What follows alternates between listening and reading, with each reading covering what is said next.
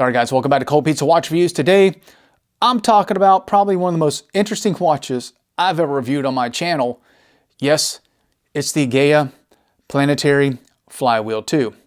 Now, the version that Geya sent me to do a review on is the Starry Night Blue. This one actually has the gold-colored case, but they also have the Cosmic Black, which has the silver case.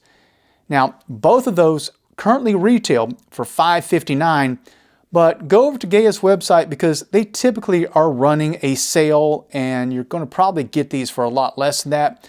Also, I'm going to post a discount code and a link to their website in the description of this video, so be sure to check that out. Now, before I tell you what I think about this watch, let's jump into the specs.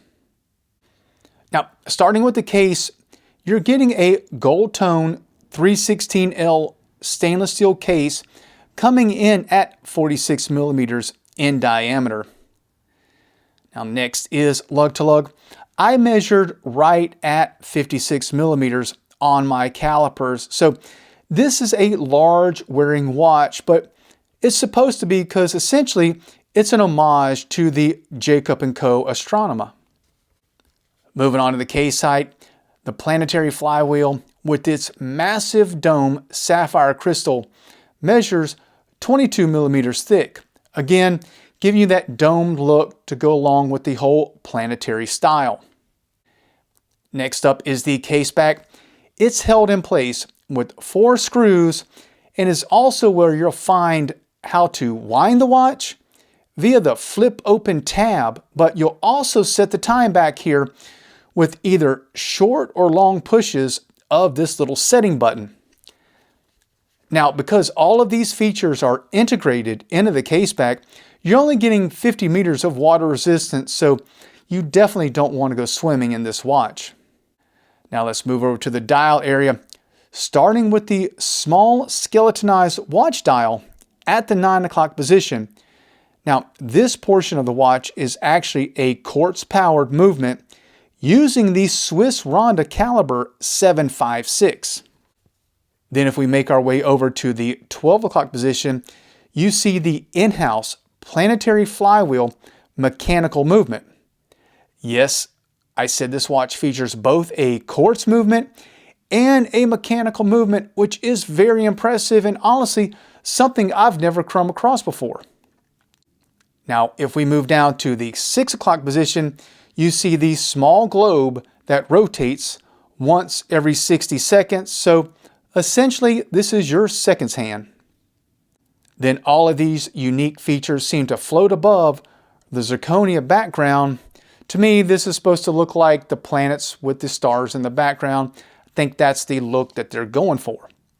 Now, those are the specs on the watch. What are my thoughts? Well, first, at $559, it's a steal for what it delivers.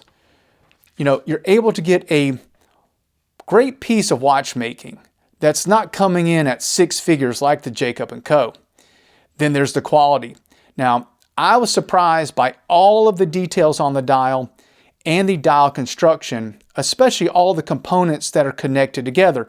You know, I'm looking at this with a macro lens.